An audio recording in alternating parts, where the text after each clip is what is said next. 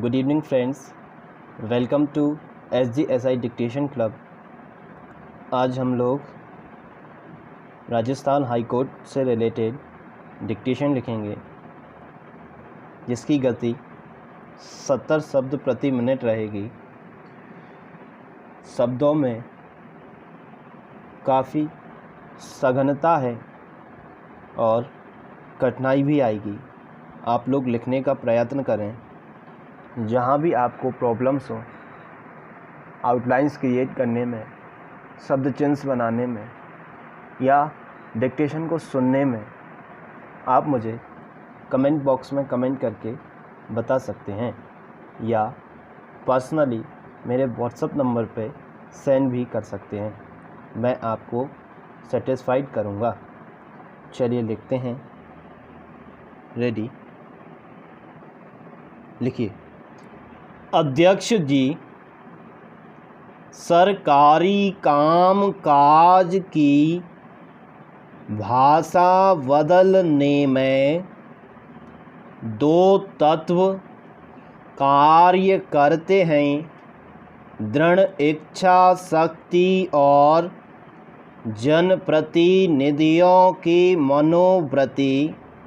दृढ़ इच्छा शक्ति का उदाहरण है तुर्की के शासक कमाल पाशा की इच्छा शक्ति और जनप्रतिनिधियों के दबाव का उदाहरण है इंग्लैंड में फ्रेंच को हटाकर अंग्रेजी को सरकारी कामकाज की भाषा बनाना, शासन संभालने के साथ ही कामकाज ने अपने अधिकारियों से पूछा, सरकारी कामकाज की भाषा तुर्की को बनाने में कितना समय लगेगा?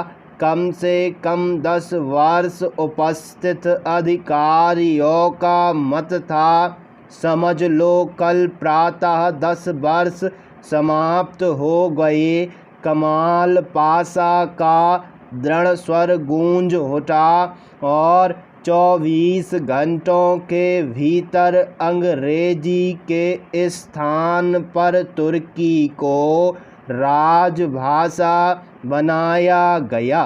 भारत में ऐसा ना हो सका कारण हमारे शासकों में दृढ़ इच्छा शक्ति का अभाव तथा संतुष्टिकरण की आत्मघाती राजनीति। इस संदर्भ में इंग्लैंड में अंग्रेजी का उदाहरण विशेष रोचक एवं शिक्षाप्रद है, साथ ही आवश्यक भी, क्योंकि वह शिक्षा के पक्षधर वर्ग की आंखें खोल सकेगा। Paragraph change. ईसवी सन के पहले से ईसा की प्रथम शती तक इंग्लैंड के दक्षिणी भाग पर रोमन लोगों का अधिकार था और अभिजात्य एवं शिक्षित वर्ग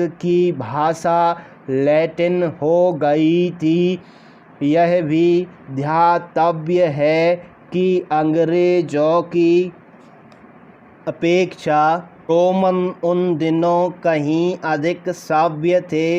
इंग्लैंड वासी कबीलों के रूप में रोमन लोगों से लड़ते रहते थे। प्रसिद्ध लैटिन लेखक टैसिटस ने एग्रीकोला नामक रोमन सेनापति पर एक पुस्तक लिखी है, जिसमें बताया गया है कि उसने ईसा की प्रथम शती में किस प्रकार इंग्लैंड वासी अंग्रेज़ों को बस में किया था और रोमनों की भाषा लैटिन ने उस कार्य को कितनी महत्वपूर्ण भूमिका का निर्वाह किया था, उससे स्पष्ट हो जाता है कि चतुर्विजेता किस प्रकार पराधीन जाति को गुड़ में विष मिलाकर उनमें अपनी भाषा और संस्कृति का प्रचार करके उन्हें अपना अनुवर्ती बना लेते हैं। Paragraph change. इंग्लैंड की जनता फ्रेंच नहीं जानती थी। उसकी लगातार मांग पर सन 1362 में एक अधिनियम बनाया गया, जिसके अनुसार वकीलों का आवेदन जिस तरह अंग्रेजों के सामने पेश हुआ वह शासन विरुद्ध था। चूँकि वकीलों का विधि का शिक्षण फ्रेंच में हुआ था, इसलिए अधिनियम के बावजूद कई शताब्दियों तक न्यायालयों में फ्रेंच ही चलती रही। पाठक समझ लें कि यह कोई नई बात नहीं है। पाठक तो इस स्थिति में है कि भारत में अस्वाभाविक एवं अनुचित कुछ भी नहीं है।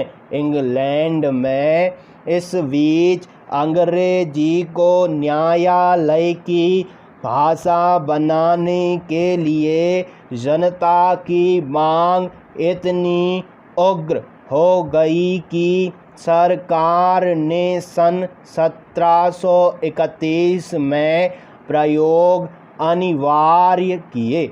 स्टॉप।